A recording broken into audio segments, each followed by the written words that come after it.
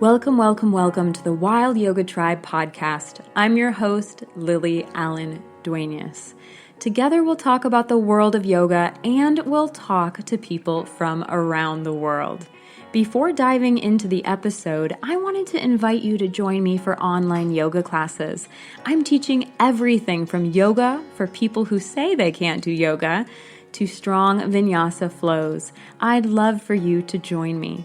I also do have some coupons to give away for new students. If you click the link in my show notes or head on over to my website, wildyogatribe.com, you'll find everything you need. And I actually just launched a new website. I would love for you to take a look and let me know your thoughts. Feel free to reach out on social media wherever makes the most sense for you. Ready to dive into the show? Let's get started. Namaste, family, and welcome back to the Wild Yoga Tribe podcast.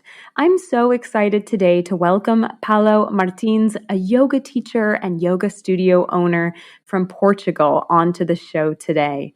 In Lisbon, Paulo is the founder of Yoga Lumiar, which is part of the Chintamani Yoga Association. He teaches and practices Babaji's Kryia yoga. So please welcome Paulo onto the show today. Thank you so much for being here. Thank you, Lily, for having me. It's my pleasure. So Paulo, can you share with us a bit more about your story and how yoga first came into your life? Actually, I started my journey in yoga in April 2005. It was really just a month after the end of a relationship. At that time, I already have several members who practiced yoga, and they recommended me this. So I started, and I never left. It was a long time ago. At that time, I was an Infantry Army Major.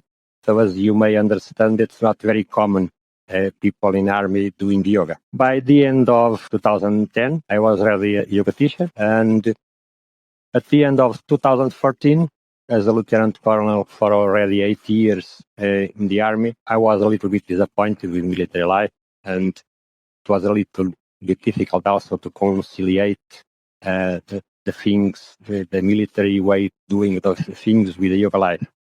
So I asked to move to the reserve, but I decided to open my own studio. And as you said, it's part of the Chintamani Yoga Association. And this motto is to anchor, to expand the light, love, and wisdom. As I said, my career in yoga is more or less, let's say, short in terms of the path you want to go. And the final purpose of the people that do yoga in the association is to actually seek for the Samadhi, the illumination. I'm already doing my work every day, practicing every day, and struggling like everybody with the difficulties we have, either as a yoga teacher, either as a person doing their regular life, and teaching the best we can to our students. Probably, I don't know if it's common for the studios, but my studio primary mission is actually not the profit. Many studios nowadays, because yoga has becoming a very commercial name, a very commercial brand, they are looking for profit. It's not my mission. My mission is making a difference in the lives of people, practicing, keeping them healthier and happier. It's a beautiful purpose, and it's such a generous offering to not have profit or any kind of personal gain be at the center of what you do, connecting people to the teachings and illuminating the light on the path. Well, let me be perfectly clear. I have nothing against to have profit. Just the first mission, that's not the main purpose. I don't like to teach single classes because I can do so little with a single class. Most of the time, that won't bring any benefit for the student, the person that is doing a single class. It's an experience for that person. For me or for the teacher that does that single class, it's a draining of energy, not benefiting nothing new for them other than having a new experiment. Can you tell me a little bit more about that? We practice 12 technical disciplines: Asana, Pranayama, Mantra, Yantra, Mudra, Bhanda, Kryia, Yoganidra, Puja, Manasika, Dhyana, and finally Samadhi. Well, with those 12 technical disciplines, it's impossible for me to teach all at the same time in a single class for one person. So those things take time to explain and for the students to assimilate them and to introduce them in their own lives and experience the results they are doing in their body, in their mind, in their emotions. So I'm absolutely unable to do that in a single class. Yes, that would be impossible to squeeze all of that in, especially when most students expect a class to be a 1 hour or maybe hour and a half long. It already feels sometimes for me when I'm teaching and I'm trying to incorporate pranayama, mudra, yoga asana, and meditation. There's so much going into it, and it is hard to have touch on all the things you want to touch on and have that energy in the practice. It's hard to honor that in just an hour. Yeah, it's very difficult. And many of the people still get confused that yoga is not really a sport. It's also exercise, but there's also some more involved.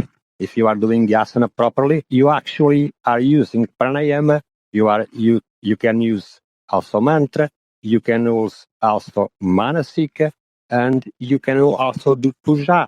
So you are doing some bunch of things at the same time if you are doing it properly. If not, okay, they are just doing some gymnastics.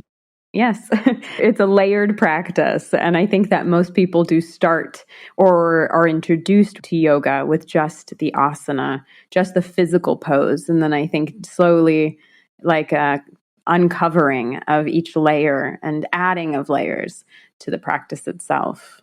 Yes, and I do understand and respect that. And I know there are some schools, they just teach, let's say, asana, a little bit of pranayama, and that's it. That's enough. And I'm okay with that. We need to have places for the different kind of people that they are looking for. So it's not just what I'm doing, but that's okay. And I respect the people that just look for the asana because I used to be in that place. So for me, when I started, it was more or less asana. Then bit by bit, step by step, working in my body and in my mind and in my emotions. There's places and spaces for all of it. And Paulo, so what was that transition like for you from the infantry into the world of yoga? And when you were making that decision to transition from the military life to the yoga life, did your family or your friends or your coworkers, your fellow companions, did they respond positively to that change, or were they shocked? What was the response like? My family, they are okay with everything I choose. They respect and they support it in the way they like. So that's not a problem. I have an amazing family. Relating to the, let's say, my comrades, the people I work with, we just didn't talk about it. So I didn't hide. I was practicing yoga. They just looked surprised, but no comments. Okay, that's good then. I'm glad that it wasn't more of a drama or anything that was very shocking or surprising, just a smooth transition then into yoga. Yes. Great. Paulo, what has opening a yoga studio in Portugal been like? Has there been things that have been really challenging or really exciting in that regard? There's always a challenge when you decide to open a studio. You have a lot of, let's say, stuff to take care and prepare the things. The most difficult challenge it's actually then to have the studio running and have enough students to pay the studio running costs without ever compromising the teaching of yoga in the way we want to do it. It's still a challenge. We don't receive that many students. When the pandemic arrived, it was really challenging. Suddenly, let's say we lost about 50% of our students. Paulo, I would love to ask, what is yoga in Portugal actually like? Or what was it like 10 years ago? Or where do you see it going in the future? I think it's just in Portugal. I think it's probably everywhere. And it's less and less a spiritual path, more a commercial activity. People just sometimes using the term yoga, that's something in Portugal, it's called yoga do riso. So it's yoga of the laughing. And you ask me, what does that have to do with yoga? They use the name, and the name brings some attention. They just put yoga in there, and it's yoga. So I think that that additional visibility yoga has achieved, it's now becoming a problem. Most of the people actually are looking for gymnastics or for sports, and they think they are doing yoga. So we need to return again to the origins of yoga. It's mainly a spiritual path. Yes, I hear you there. I actually have tried laughter yoga once. I've heard of it as well in the United States, but when I was in India in Rishikesh, there was one yoga studio that was offering laughter yoga, and I was very curious also what they meant. What do you mean it's laughter yoga? So I did try it. Yeah, I think there's a lot of types. But since you also have mentioned where yoga is going in the future, what it's like now, in the past, was it also like this in Portugal? No, absolutely the opposite. It was, let's say, a path of spirituality. Okay. So, Paulo, at this point, could you tell us more about the Chintamani Yoga Association? It's not something I'm familiar with. The purpose is to anchor the light, the love, and the wisdom, and try to expand them as much as we can. But actually, Chintamani means transformation. So we are looking like transform the people from what they are to a different thing. So it's the oldest alchemists. They were looking to transform lead into gold. And here it's more or less the same. And we are transforming into a spiritual beings of light. That's actually the goal. And we see it as preserving the real origins of the yoga. I don't know if Babaji, it was the master of Yogananda. Maybe Yogananda is familiar for you? Yes, but it's always great to talk for our listeners, explaining it a little bit more. The master of Yogananda is Sri Yukteswar. The master of Sri Yukteswar, it is Lahiri Mahachaya. And the master of Lahiri Mahachaya, it's Babaji. So that line of yoga, at a certain point after the end of Yogananda, lost the origins and they, let's say, stopped to doing some of the things and they just focus in doing the initiatic techniques. So Babaji created a different line. This is our line. This is Chintamani Yoga. And it has recovered the full yoga again. So instead of starting to say, we have this yoga or this yoga or this yoga or this yoga, there's just one yoga. If you practice the full of the technical disciplines and the initiatic disciplines, and all the things are yoga, including the bhakti, including the ones that say just mantra, including the ones that say they are just doing asana. If you are reducing the number of techniques, you can create whatever you want, but you are actually reducing yoga. So the yoga is everything. Thank you, Paulo. And Paulo, what is your definition of yoga? Yoga is the unification of the body, the mind, and the consciousness. So what does that mean? That means if you are doing asana, you are working your body.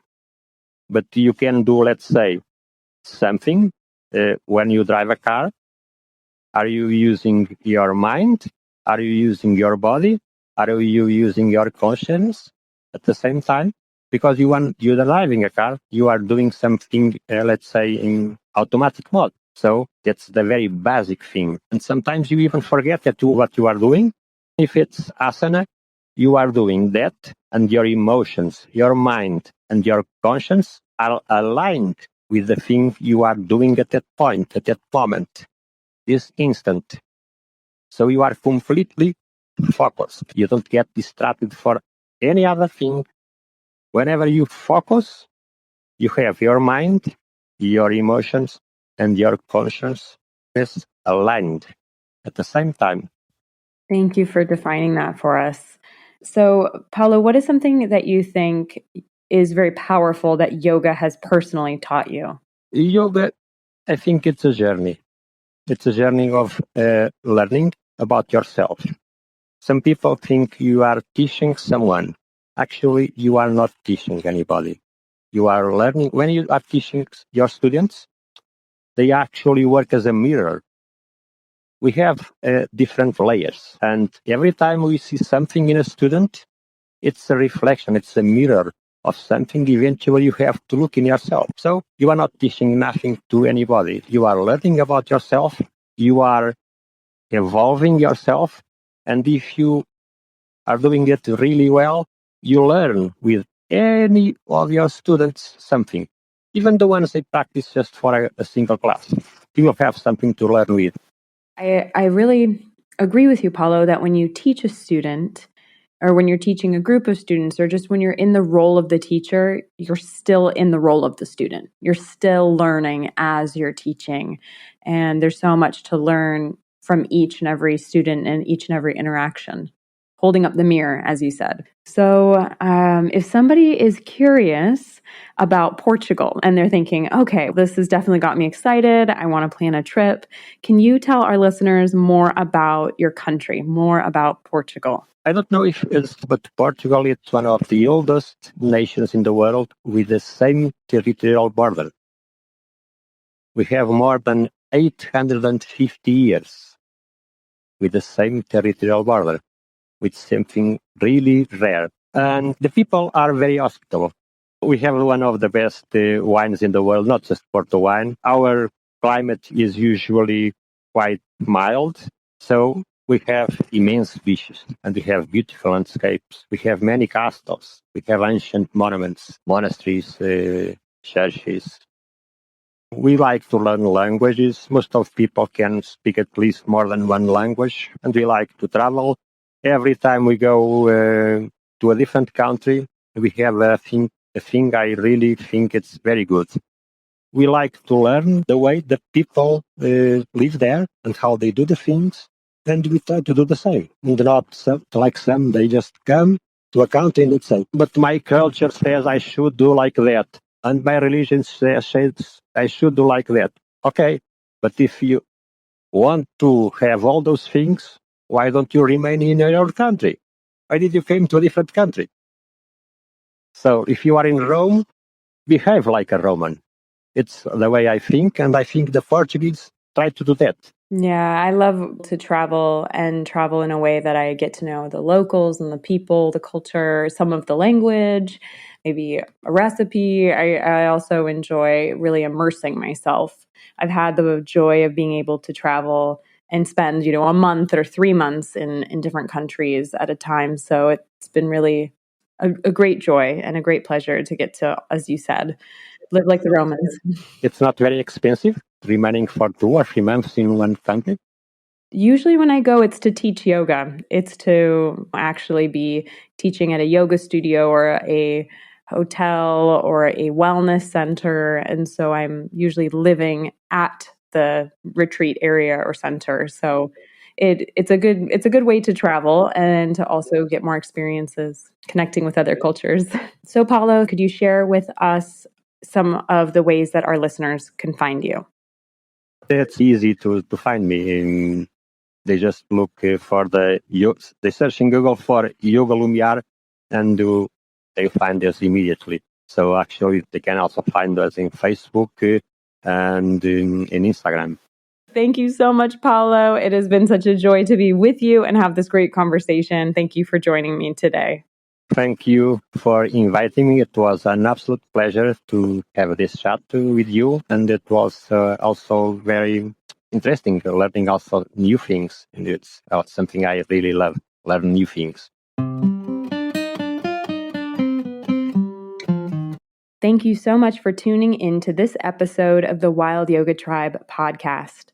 My conversation with Paulo Martins, a yoga teacher from Portugal, was so grounding as we discussed the spiritual understanding of the origins of yoga.